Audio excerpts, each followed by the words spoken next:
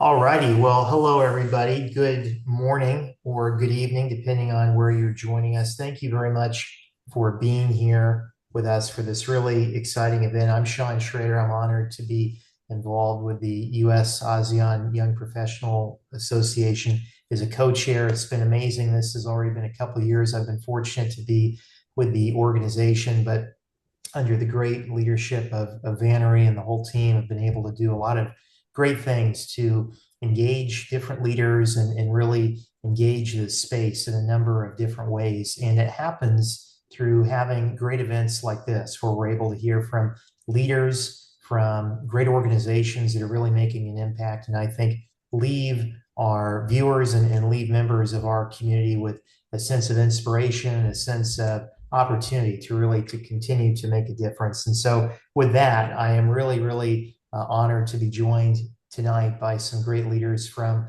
Microsoft. And I'll work with a Microsoft company, and Catherine, Minnie, and Breanne. Thank you all very much for joining us tonight. We really appreciate it. I'm hoping the way we're going to kind of do this, you can tell I'm pretty relaxed as we can just have a couple of guiding questions. I'd love to hear a little bit more about each of your backgrounds, your pathways, how you've gotten to this exciting moment within your careers. And we can talk a little bit more about leadership and professional development and then some work-life balance things. And then, of course, if we have questions from the audience, then hopefully we can transition over to that as well. But without any further ado, I'd love to just kind of go around. Catherine, if you could please introduce yourself. Love to hear how you've gotten to where you're at today. Thank you so much, Sean. Thank you for the invitation to be here. I think that this is one, an important audience, and then two, it's great to hear from the group. So I'm not sure if we have chat enabled on this call, but if you are on this call and you want to share with us about yourselves, that'd be great as well. I think for Minnie and Breanne and I, it's also great to know where you're coming from, what your background is, so we can maybe tailor some of our answers. So it's wonderful to meet you all, and I know I can't see the audience, but great to meet you all who are listening or on this call. So my journey. So my name is Katherine Safar, and I'm currently based in Bangkok, Thailand. I'm originally from Washington State area and have spent time living in Dublin, Ireland for about 7 years before making the move to Southeast Asia. The primary reason for my move to Southeast Asia was my husband is Thai American, and so we're very pleased to be closer to his family here, and also professionally for me to grow and to learn in a new market.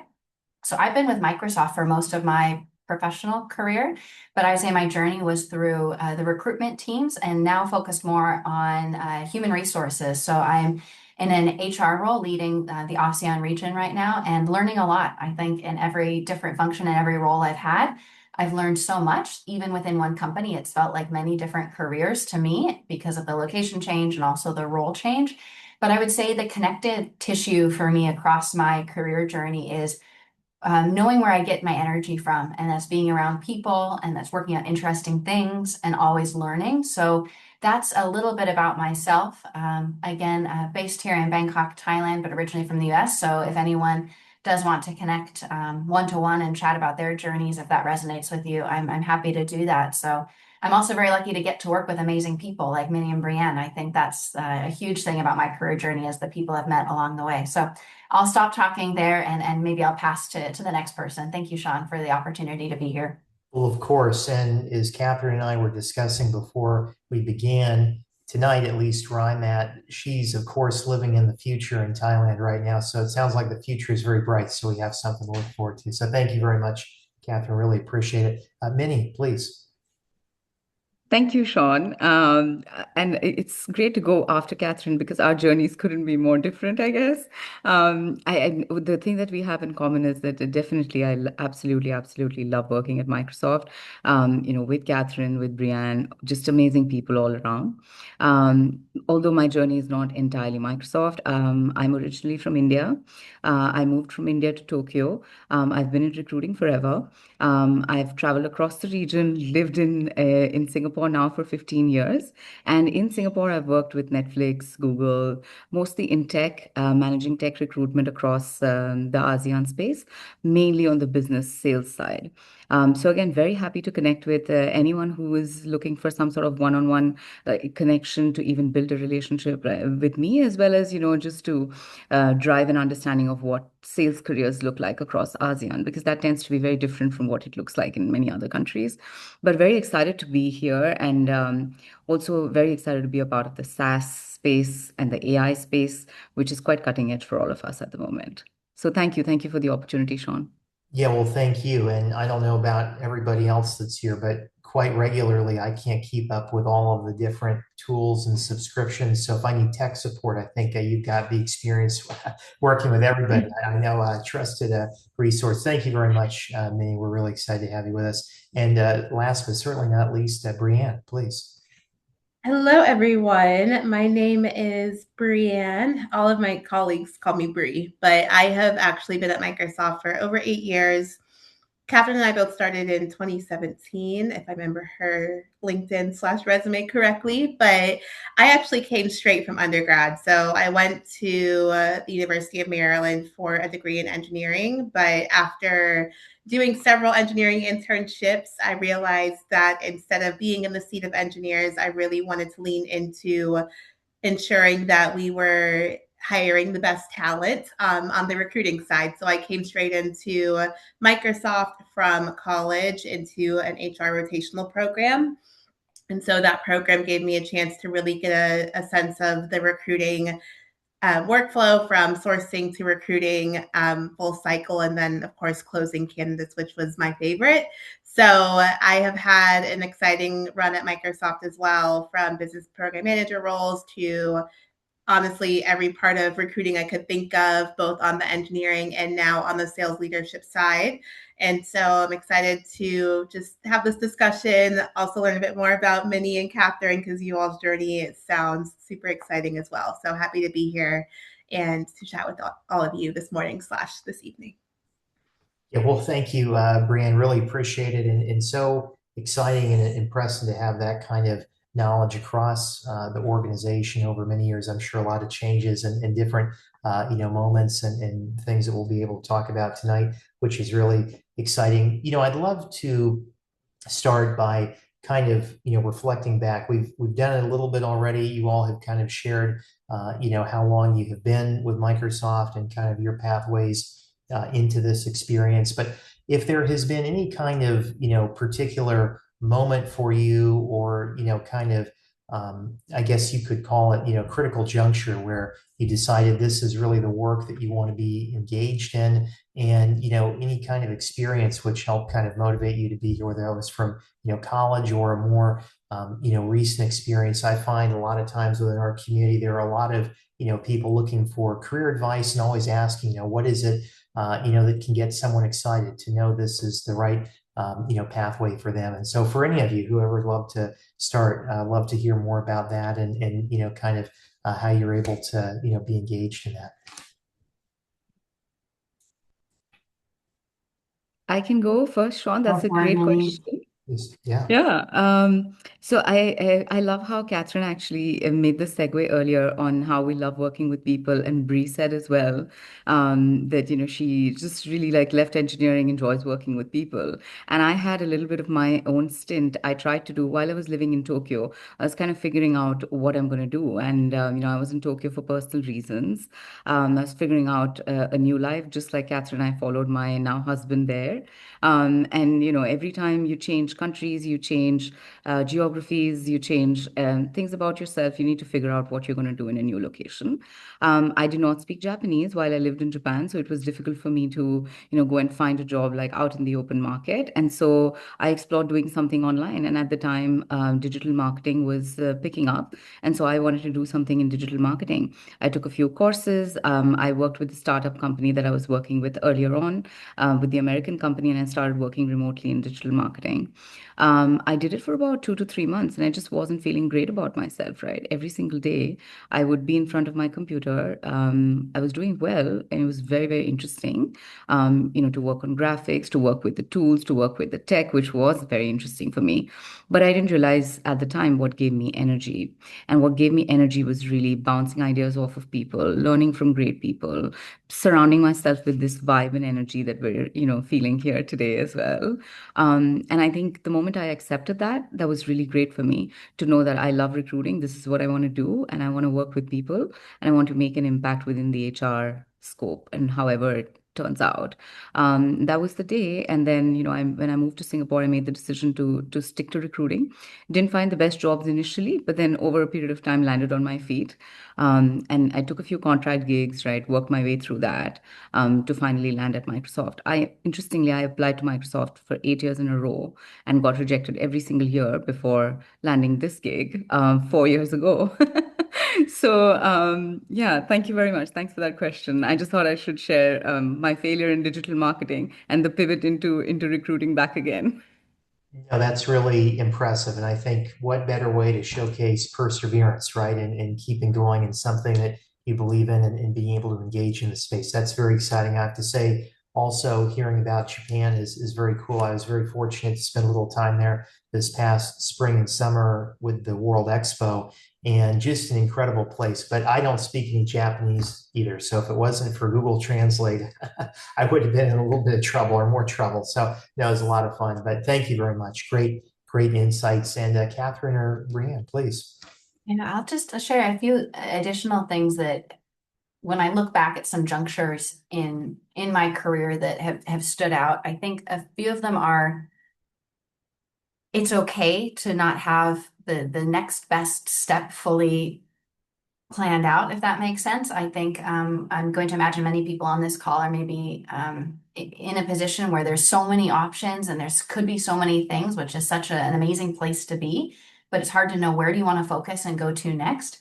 And I think for me in my career, now that I reflect back on it, hindsight is of course always a good place to be looking back from, but it's knowing where your grounding is. So what are one or two of the things that you are not willing to negotiate on, whether it's the company and the company's values that you're joining, whether it's location, whether it's a title, whatever that is for you. I recognize now that really did help me kind of set a bit of a direction because not one job will check every box right away. I think this is still a journey. I would still say I'm in this in my career right now, where I'm still navigating what's the next thing or what am I going to need to do to get to the next career milestone. But it's all about what am I anchored on. So if I can just share personally, my journey to Thailand was I wanted to be in Thailand. And so that was the anchor in everything that I was looking at for my next career move. And I'm really excited that I had the opportunity to stay with Microsoft to do it. And I was also exploring for myself of with this anchor, what else could I do? So similar to your journey, Minnie, of once you were there, what else could you look at? And it's not going to be necessarily a straight path. It's certainly not something that when I graduated university, I was like, I am going to be an HR business partner in ASEAN. Like I would never have been able to tell myself that, but I now actually can tell myself, you will be doing what's true to yourself. Where do you want to be in the world? Who do you want to be surrounded by? How much do you want to be learning? What type of work does feel inspiring for you? So those are some of my things at the interesting junctions. And again, I don't think that I could have anticipated this path, but those are a few of the learnings that I would share back to somebody who maybe is also in a similar situation. No, thank you. That's really valuable. I think those are really exciting moments you touched on, and one really kind of through adaptability and just seeing what's out there and seeing what's possible. And I got to tell you too, Thailand is a really nice area. Of course, you're an expert. I was fortunate to just visit for a couple of days in August. A little warm, not that far off from Florida, but a very cool place to visit. It So, is. It's such a dynamic, vibrant area, and I think it's becoming more and more such a spot, especially for international roles. And like you both mentioned, and many times in locations, the local language is important. I think in Thailand here, even though I'm learning Thai to my best of my ability, there's definitely lots of opportunity if you don't speak the local language. So just to give everybody that plug. well, thank you. That's very helpful. Breanne, please. Yeah, I will say plus one, especially to what Katherine mentioned around anchoring. I identified that one of the biggest things that I quickly prioritized was alignment. And this is alignment to my personal values. This is alignment to my zone of genius, where if you haven't heard of this guy, his name is Gay Hendricks, and he wrote this book called The Big Leap. That book has helped me tremendously at any inflection point in my life where essentially there's 4 zones. I won't go through all of them, but the top 2 that you'll likely find yourself in as you are either exploring what your career will look like or what your next step will look like is your zone of excellence, where you're really good at doing this one thing, but you may not get energy out of it. You may not be fulfilled from it. And then you have the zone of genius, which is like the ideal state that I try as much as I can to stay in. And that is where you are phenomenal at what you do, but it also comes with ease and it brings you joy. And so for me, coming from immigrant parents who were very clear when I went to college, you're either going for engineering, law school, or to become a doctor. When I first told them that I was considering a job in HR, they were like, we did not do all the sacrificing for you to go into HR. When I showed them the offer letter and the dollar sign aligned to Microsoft and the dollar sign aligned to the company that I received an offer from on the engineering side, they were like, all right, we'll let it slide. But regardless of money, I do genuinely believe, and I know this is hard to take in right now, especially with the economy that we're navigating globally. But when you are operating in a zone of genius, work does not genuinely feel like work. If anything, it feels as though you are giving of your skills and your brain and your heart to a greater purpose that ideally you're aligned with from a values perspective. So I have pivoted, honestly, like every 18 to 24 months. I'm like, all right, I've learned, I've grown, I've gotten to a point of proficiency, and I'm ready for my next adventure. And so that's one big piece of advice that one of my mentors gave me very early in my career is like, it is not a linear path. I think many of you had mentioned this. It's late here, so if I get y'all's what you mentioned mixed up, please forgive me. But I was always told like your career is like a staircase. You'll get in the door. You'll have this learning curve of like 18 to 24 months where you're learning, you're understanding the role, you're understanding your team, the business, how everything is operating. When you get to that proficiency, you're then looking for the promo, or you're looking to go further and gain more breadth of understanding within that space. And then you'll get your promo. But know that like it's never going to be like zoom, like it will really be a mix of growth in depth and then growth in breadth. So long-winded way of saying, check out the Big Leap. It will truly help to be a compass for you as you really identify within, like, what am I actually good at and what do I enjoy and how do I focus my career on the intersection of those 2 things. Well, thank you. That's really great. I think that's so powerful. I mean, talking about your own personal experience through discovering that. So thank you very much. I think that's a really, really key distinction you made. And we kind of have talked on this. I feel like we're having a general theme here of adaptability a little bit and perseverance. But I'd love to kind of zoom out a little bit in terms of the current market. And Breanne, you just touched on this. As you know, there have always been challenges that we face collectively, whether in North America and ASEAN, all over the world, quite frankly, with different issues. However, it does seem like that today there are quite a few challenges, especially that emerging leaders are facing when it can be approaching a new job, approaching a new opportunity with the rise of AI and all this technology that can make the job market even more challenging. I'd love just to hear a little bit more advice or perspective you all might be able to share for how young leaders, emerging leaders maybe can best be positioning themselves right now. Because I know a lot of young people, it's a tough process, as you all shared. It's not something that's easy when you're looking for a new job or you're looking for that next opportunity. However, when you know people that go through so many job applications, unfortunately, without a lot of great success, it can almost be, somewhat, I think, depressing, and people can lose, that excitement or hope of what's to come if they use just that one more application, like you all shared, just that one more thing to discover, true purpose. And so, with all that being said, again, at a high level, talking about how young people, again, emerging leaders can, kind of best position themselves and engage in this, difficult, environment we may find ourselves in. And please, whoever would like to start that again. Well, I'm going to pass it over to the recruiting professionals in the group, but maybe I'll just even start by just acknowledging that it is not easy right now. And it is something where when I talk to mentees, when my mentors talk to me, it's okay to acknowledge that. And I just want to make sure everybody gives themselves some grace, because if you're in that right now, it is difficult. So please give yourself a moment of grace. Please give yourself a moment to take care of yourself, to take care of your own mental health, because it's not an easy time. So I just wanted to maybe start with that before, because it's easy to give advice, but if you don't first acknowledge that it is difficult, and it might continue to be difficult for some time because we don't know what the world is going to do, to please take those moments, especially when it feels really hard. So that's maybe just the first thing I'll say, and then speak to yourself like you'd speak to a friend.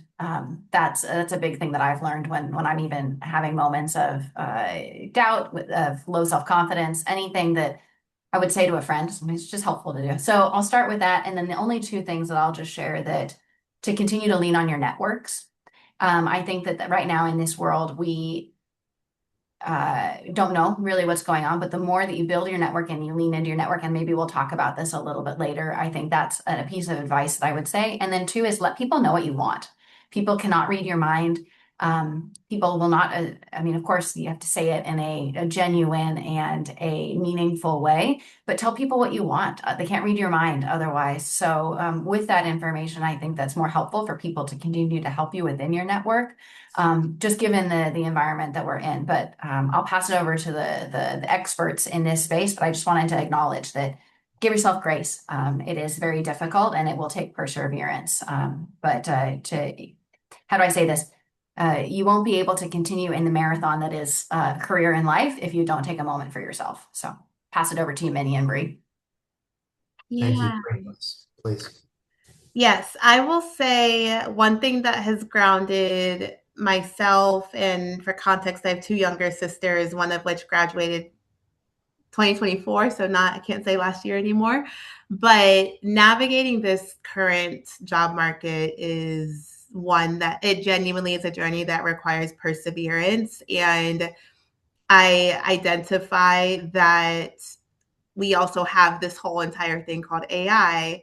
I know one thing that stuck with me is NVIDIA's CEO. A big thing that he has continued to share is that people will not lose their jobs to AI. They will lose their jobs to someone who knows how to use AI. And I do genuinely believe that the current people who are coming into the job market, or even people who have recently joined, you all are in a space right now where it's almost as if much of your college days and also how you navigate personal life is genuinely ingrained in AI, whether you're using chat, whether you're, I don't know, using many of the features that are ingrained in iPhones and whatnot. Like, how do you actually leverage the accessibility and how much you depend on AI in a way that can set you apart from anyone else who's taken a computer science, who has gotten a computer science degree, or who has done XYZ number of hackathons?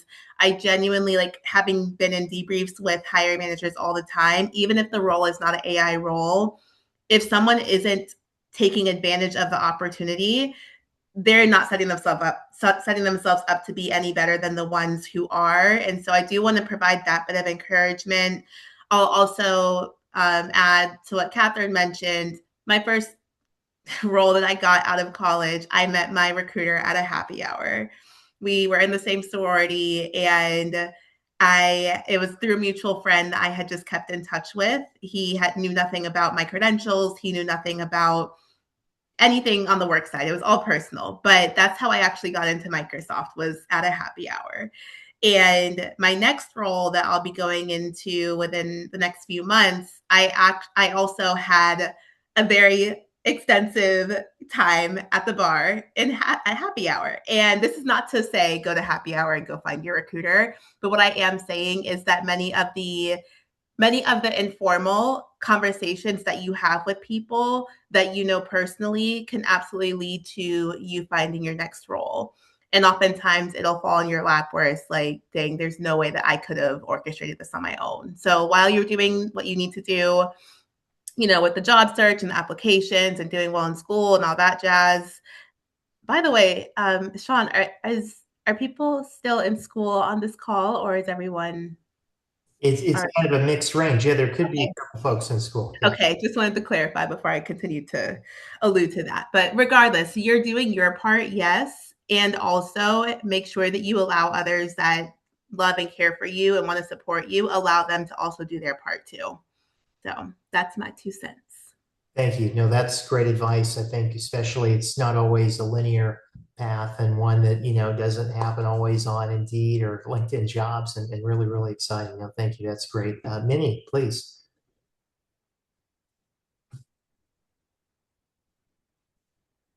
Sorry, my mute was stuck. But yeah, I know I just echo everything that Bree and Catherine says. Like such great advice, I think. It is really, really hard in the market today. And I totally go by that saying from Jensen Huang. AI is not going to replace you, but people who know AI will replace you. So while I think, the job, I went through a layoff myself. I was laid off from Microsoft in 2023, and then I had the privilege of coming back to the company. During my layoff, I experienced this market in a way that I had never experienced it before. Earlier on, it's taken me about 3 months, 2 to 3 months to find a new job. You make a decision, give a few interviews, you get the calls, and you go through the grind. And while it's still a hard process, it's never been this hard to even start getting interviews and having those conversations with people. Um, the thing to do while you're going through that process that I learned very early on was to keep energy high. Do not make job hunting your full-time gig. I love what Bree said there about how you can meet somebody at a mixer, right? While AI is front and center of everything, people are still running the show. And those relationships, old-fashioned connections, how you show up in person, what distinguishes you, what differentiates you, those are the things that stay with people. So being positive through it all is very, very important. Taking care of yourself is very important. Having that, because you need to think through this whole process. Which companies are you going to target? Who are the folks that you're going to talk to? Why are you going and talking to these people and not other companies, right? And having all of that takes so much of thought, takes so much of being present that you really can't do it if you're depressed and you're upset about everything. So while it's difficult, it is not the end of the world. And so taking care of yourself through it is very important. Keeping your energy high while learning new technology is absolutely critical. So some of the things that I do, like none of us, even in the AI world, we work for Microsoft, and we're still not able to keep up with everything that our company is doing with AI, leave alone, what's happening in the world outside. But I've learned to find new ways to learn and to keep learning. And anyone who enjoys learning is really going to enjoy that process. And as you learn things, you never know how you get like a non-linear career path, as we've all talked about, and as Brie mentioned as well. The non-linear career path is starting like an AI channel on the side, right? You never know how that passion project turns out to be something that blows up into a full-blown career. And I'm not saying everybody should be an influencer, but there's so much that technology can do today that you could literally have automated different passive income streams that you don't necessarily need to look for a job, and you could do things that give you more energy, give you more passion, and figure a way on how we can use AI to drive your passion and to make you yourself better, and then find ways to articulate that to people who you meet and come across through that job hunting process. It does not have to be torture, is all I'm going to say. Hey, that's a great point. It can be a lot more exciting than that, and really appreciate all of your insights collectively. I think it's important, again, to acknowledge it is a tough market, tough circumstances, a lot of headwinds, but there is still opportunity. And going off of that, would love to hear your perspectives. I've noticed myself that for years there have been a lot of skill building opportunities that are available. For example, when I was in college a few years ago, I was honored to be a Microsoft student ambassador for a little bit. I could not explain all of the exciting technology to teach it to people, but still it was exciting to help promote Microsoft and all the great things going on. But in that process and others I've found, there are really a lot of great continual skill building things that are available, whether that's a specific skill, maybe with a technical software or program, or more leadership skills more broadly, right? Critical thinking, problem solving, communication, team leadership styles, all of those different things. And we'd just love to hear, I guess, a two-part question here. Any advice for particular skills, again, either very focused on a niche thing or more broad, that you would encourage audience members to look into, as well as the skills that you have noticed throughout your career, either that you have developed yourself or maybe you've recognized by mentors or other colleagues that you think have been very effective. And please, again, whoever would like to start. I know I ask a lot of loaded questions here, not yes or no. And I don't know if I'll answer the full question, but maybe I'll just share one thing that immediately came to mind for me about skills was, I'm sure someone said this and I am not attributing it to the correct person, but thinking about how much is learned, 70% is learned on the job or in what you're currently doing, 20% is through others, and 10% is through books or coursework. So I don't know if I'm articulating that, but given the sense of thinking about it in the way of skill building, to your point, John, it's not just taking a course or it's not signing up for something. It can be so many different things, and there's growth in every, like even a conversation you have with a mentor, that's building a skill. Every time that you sign up to lead a presentation in your team, that's building a skill. Putting yourself in positions where you feel like you're stretching and growing, that's a skill. One of the things I would just maybe share from my personal experience is identifying what your gaps are. And that takes time to like sit and say, wait, what are my gaps? What do I actually want to learn? Or what are my interests and I actually want to focus on? Because otherwise I think you can get overwhelmed with the amount of things we could learn. Like I could learn all these different AI skills. I could learn how to be a better communicator. I could learn better time management. I could learn how to do this. And then to fit all of that within our day to day when we're also supposed to like sleep 8 hours, exercise, eat well, and all of the other things in life, it's near impossible. So one of the things that I identified a few years ago in my career was that I wanted to make a transition from the recruiting role that I was in to more of the business role. And so for me, I recognized that I had a gap in my business acumen. And at the time, there was an opportunity to pursue my MBA part-time. So for anybody who's on this call thinking about either a master's program or an MBA or something else like that, for me, that's how I decided to go for it, was because I saw that as an opportunity to build skills to help me pivot to the next career that I was interested in. Is it necessary to do that? No, I definitely don't think so. But for me, was it the area that I decided that's how I would like to build my skill set? Yes. So that was just something that maybe I'd have encourage people to reflect on, is like, what is that skill set that you're trying to build and how are you going to do it? Versus just starting to feel overwhelmed by there's so many courses on LinkedIn, or your company might already be providing some. So that was something, and I can talk to anybody who wants to think about like how to decide whether to do a master's or an MBA, because they're a huge investment. So how do you think about the ROI on that? But for me, that was just a personal story of I identified this gap that I thought was going to get me to my next role for me personally. Again, not required, because I've seen so many careers that you don't need any degree or any type of master's degree to excel. But that was just one thing I was reflecting on for that for skill sets. And many, Bree, probably know who actually, there's probably like a technical term for like the how do you think about skill sets and learning. So if either of you know, jump in and correct me. No, that's great. Really, really good insights there. I like the ability to think about what's best for one's own personal growth there. And please, Minnie or Rand, please.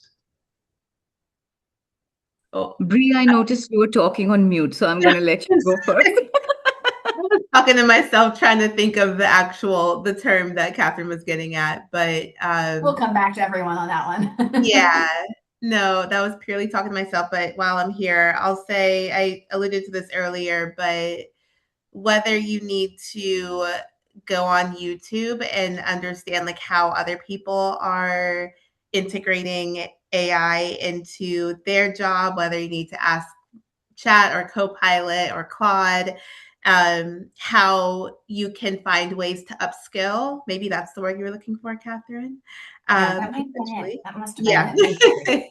How you can upskill. And what Katherine mentioned around the application piece is genuinely, when you think back to college, the way that you could confirm that you actually knew what you learned is if you could teach someone else. And what I found in corporate or, having a job is that the way that you can actually prove that you know something is if you can actually do it time and time again.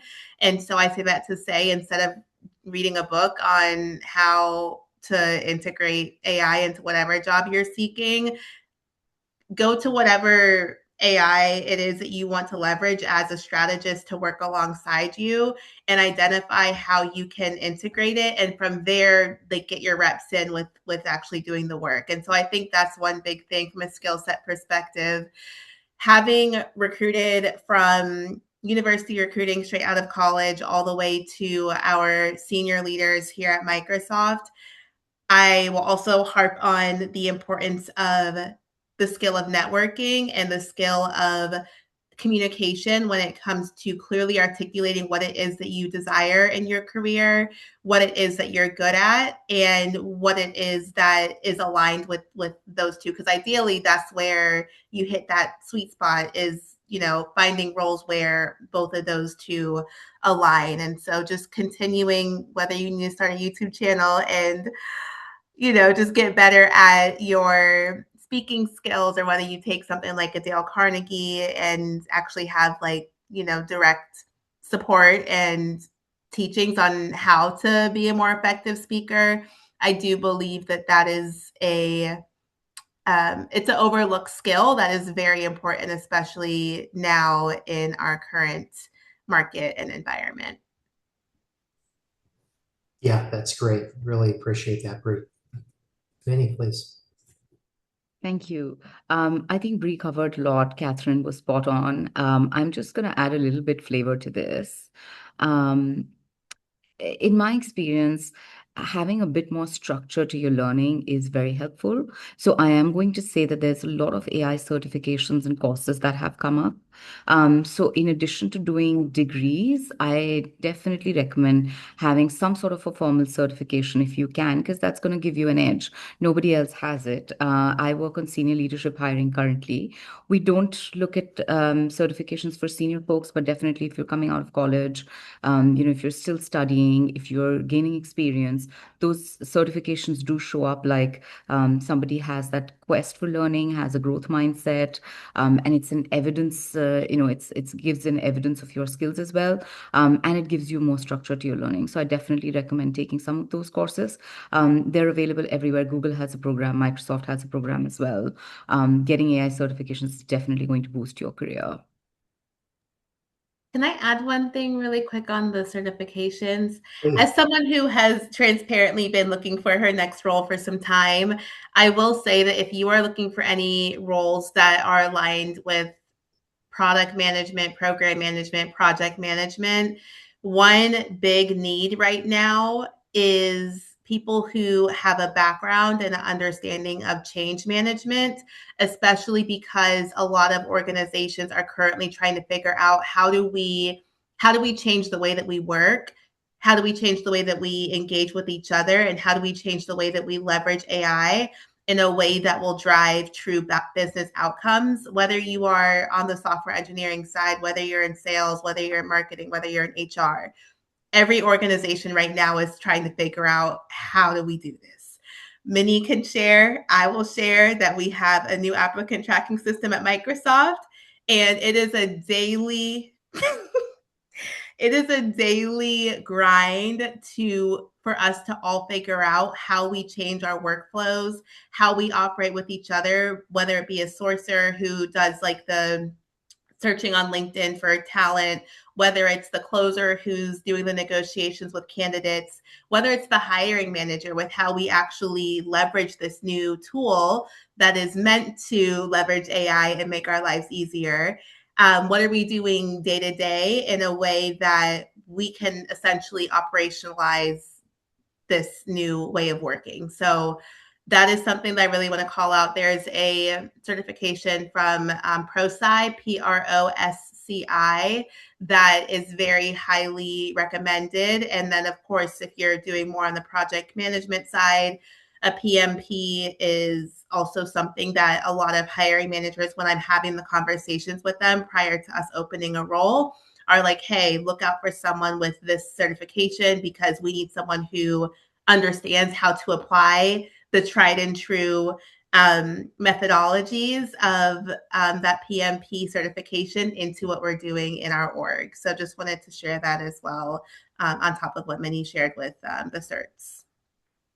No, thank you, Bree. That's great. Really helpful opportunities there. I think that hopefully the participants can take advantage of and really, gain some good insights. Switching gears a little bit, we've talked about this at a high level, but I'd love to hear just a little bit more insights into your own personal day-to-day from the standpoint of any types of best tips or practices or tricks you have for personal wellness. I think January is always one of those times I love to set New Year's resolutions, like I'm going to read more books or I'm going to spend less time on my phone. But sadly, there's some days that goes well, and there are other days you have to extend the screen time over and over.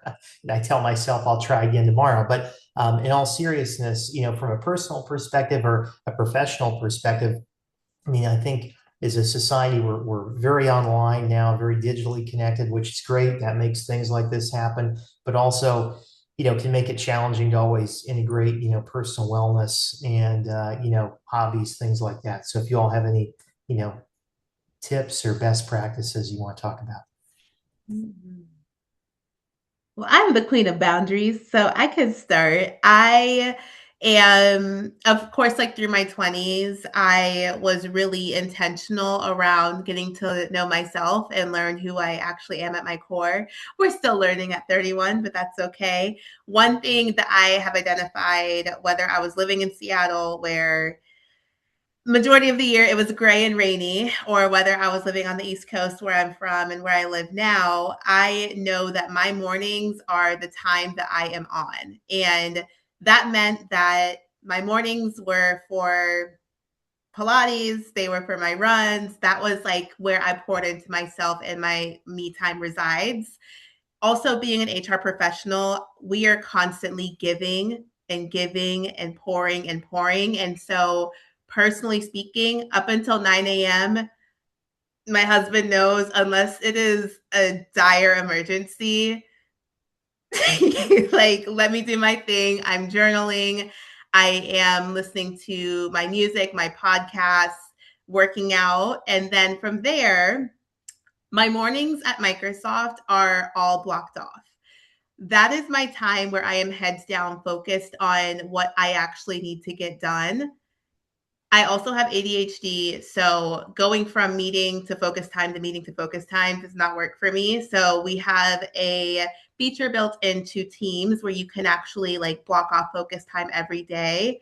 So oftentimes my team is like, Bree, you have a whole entire block in the morning. Yes, and do, but you can schedule time with me between 12 and 5 p.m. So afternoons is like for collaboration. That's where, whether I'm meeting with my team or the business, like that's where that goes down. And once 5 o'clock hits, the laptop shuts. Of course, I'll make exceptions for events like today, but I have very clear boundaries with my team. And that is so that I can show up as my best self. I can also be the best partner to the people that I work with. And I can also do my best work in the morning. So Fridays are no meeting Fridays over here. That is where I take care of everything that may have any loose ends. But I say all this to say, like, know when you are at your best and ensure that the work that you know needs to get done is aligned with that time frame. I'll pass it to the next person. Really, I love that. Such good advice. And I can take some of that, I think. I'm learning as well from the group. The only thing I'll add too is that I'm not as good as Bree of setting the boundaries, and it's something I'm really working on. And so that's why I say I can learn from it. So I think that that's a practice of mine, especially when there's many other things in life that might be going on. So as I was moving country and work and trying to go to visa appointments, finding a place to live, and feeling the pressure of work, kind of those hours start to blur and you don't really feel like you have a routine. So one, I just had to say, okay, this is a period of life where it will be a little bit less routine and structured than maybe I would like, or than my Instagram feed tells me it should be. But how do I focus on the mini moments in that period of time when things are just overwhelming and I'm feeling online all the time and I'm behind at work or I'm behind at life.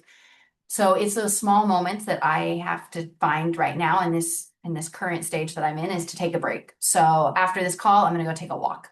And it's in the middle of my workday, but you know what? I'm going to need that to get through the rest of the workday. So I always say that for wellness, for me, at this current moment in my life, it's looked different in the past and hopefully it will look different in the future. But it's these small moments. It's the, where can I fit something in? Like, is it 10 minutes if I just go stand outside and have a cup of coffee to get some sunlight? Is it, spending time to make a quick dinner and then I'll get back online? So I just want to share that from my perspective right now, that I think it's also seasons of your life. So right now for me, it's feeling very full. It's feeling a little bit overwhelming. So that's what my strategy has been, is just getting those micro moments and then small things for me. Like you were saying, Bree, like give yourself the build back up. So whether it's a quick self-care, like go get a massage, or if if you have an activity you like, go do that for just a little bit. You can always come back to things. And then what I always tell myself and I tell peers is that at the end of the day, for the work that many of us do, it will always be there tomorrow. And the work that many of us do, it is urgent and it is important. And yes, you should be a great professional. And it's okay to leave it till tomorrow if you need that time, or if you need to ask for help. There's absolutely, I think, actually more power in saying that versus you completely burning out. So that's the risk of it, right? Is that you get to the end of your points in your career where you burn out, and that's just not sustainable. The very last thing I'll say, and then curious to hear, Minnie, what you have to add to, is that I think I just lost it, but it was a really good point.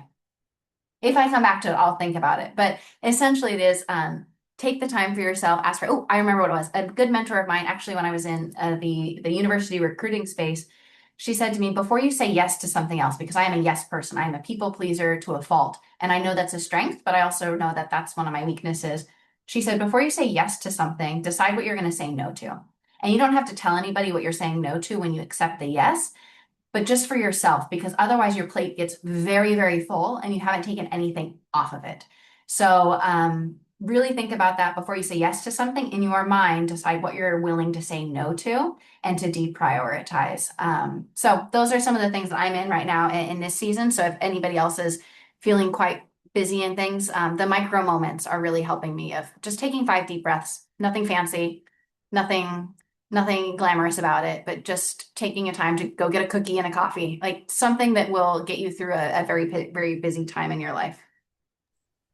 That's great. Yeah, everybody likes cookies and coffee, including me. I mean, I probably should be saying like go get something healthy, but sometimes I say that if you also find yourself in a very full-on period of time, don't make it forever, but take care of yourself in the moment.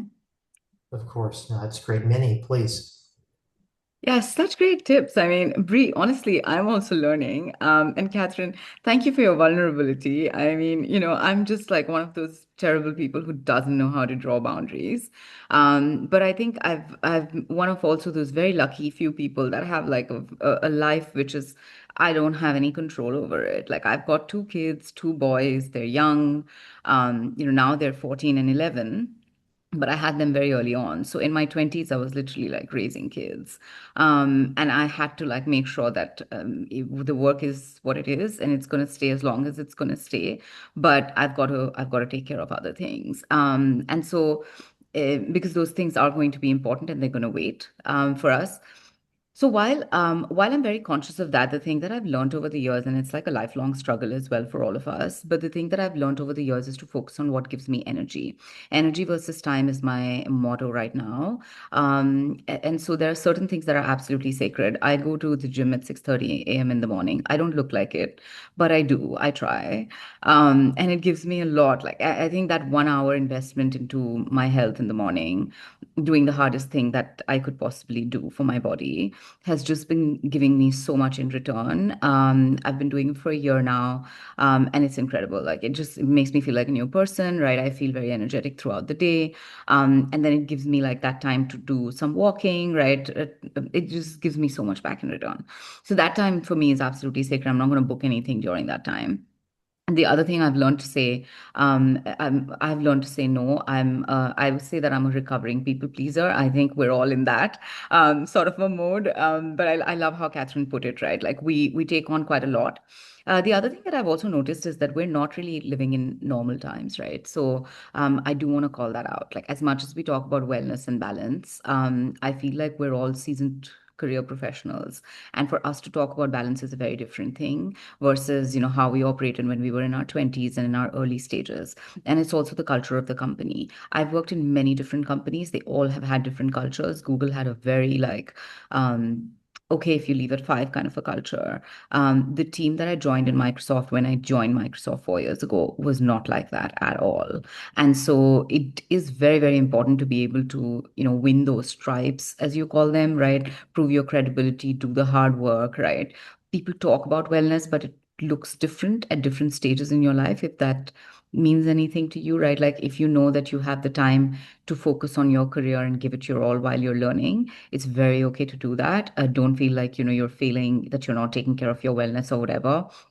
I remember in my early stages in my career putting in something like 15-hour days or 14-hour days on the reg for about 3 years, 4 years at a stretch, right? And I could do it at the time because, we're young and we've got energy and we don't have 10,000 other pressing things.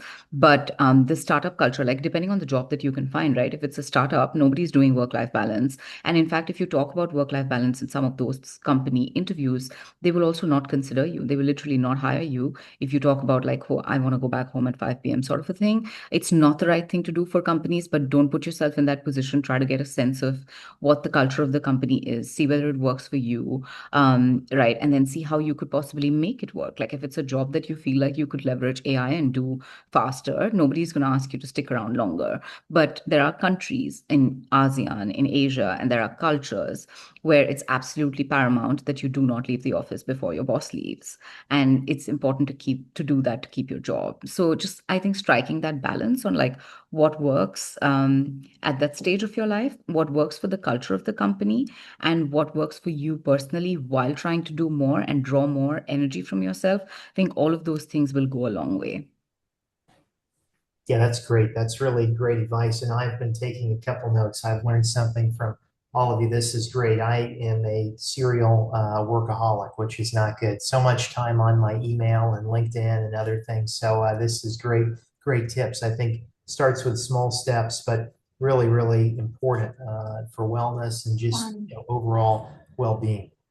I'm sorry to jump in. One thing maybe I could add, as you're saying that, it made me think of is also I'm thinking of the leaders that I respect, and the leaders that I look up to, handle this in a way that it's really about the prioritization. So I also say, think about who you respect, who your mentors are and your leaders are, and how are they operating, and how are they defining wellness? And it's going to be different for every individual. But now that what you just said, Sean, is like thinking about what do you want to model yourself after? So is it that prioritization? Is it that I block the time off? But I've really learned a lot from thinking about the leaders I really respect, whether it's in this company or elsewhere, of what are things that I can model myself after, and it's not the people who work 20 hours a day for me. Again, that's me personally. Some other people might be really excited about that, but for me, it's not those people. So it's really trying to align of like, okay,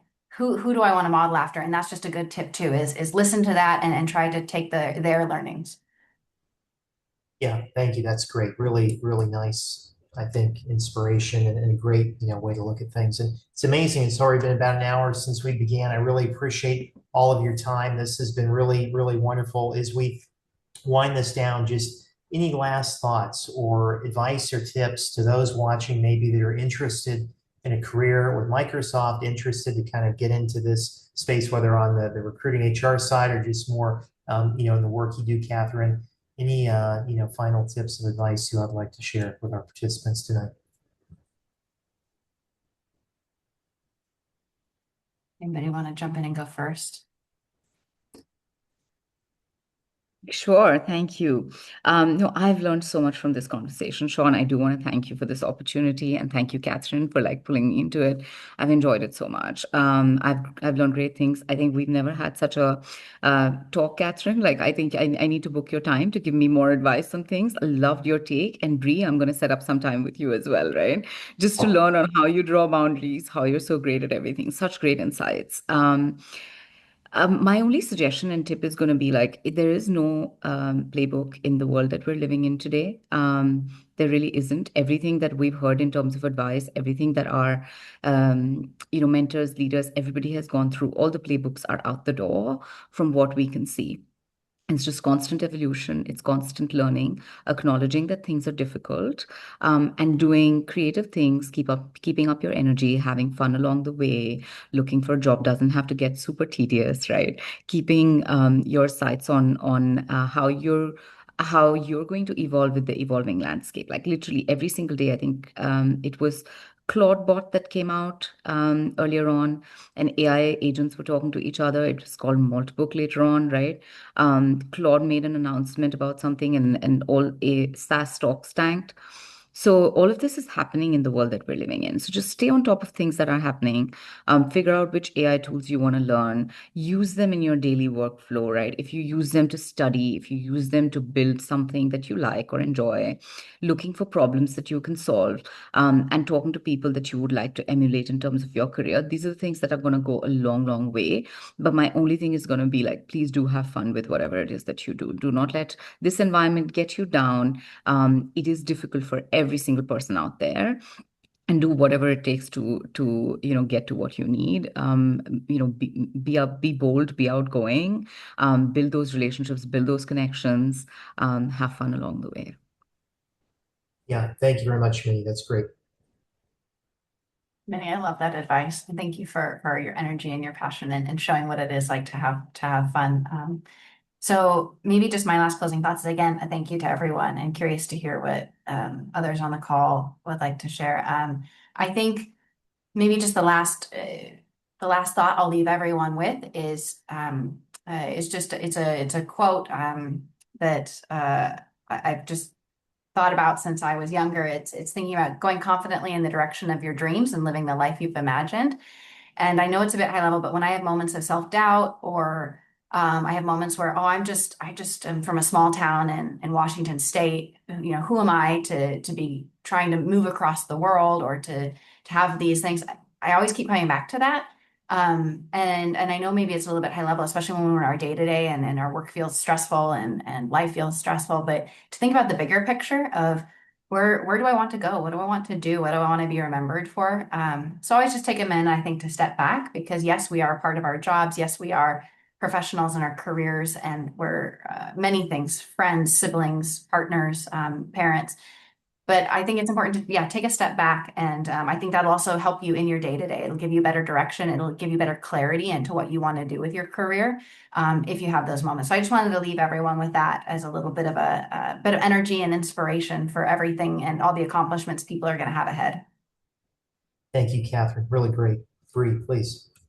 Yeah, I think my big thing I would want to say is that you deserve what you desire. And whatever space that you are in right now, you owe it to yourself to get 1% better every single day. You owe it to yourself to get one step closer to that desire. Even with the job market being what it is now, I loved what Minnie mentioned about you may have to essentially go the entrepreneurial route for the time being, where you are still getting closer to that end goal. And I think one big thing that I've identified in my career is that your whatever company you may be striving towards, they do not define you. Whatever title it is that you may be striving towards, that is not your identity. And so, as you've seen, like from my career, from Minnie's career, from Catherine's career, yes, you can have this North Star to where you want to get towards, but be okay with adapting and knowing that it may not be a straight path from applying, interviewing, and then getting an offer for the role that you want. So it may take more time than you would ideally like, but as long as you are daily like working towards and building upon your craft, eventually the stars will align so that you are able to get to that end goal, whatever it is that you desire. So that's what I would love to leave you all with. Yeah, well, thank you very much. I don't think there's a better note than that to end on. We really appreciate it. Manny, Catherine, Bree, thank you all very much for your time and insights. I really enjoyed it. I know our entire community did, and hope you enjoy the rest of your evening or the rest of your day. Thank you. Everybody, Thank you Thank so much, you. everyone. Have a good rest of the day and weekend ahead. thanks. Thank you. Bye. Bye.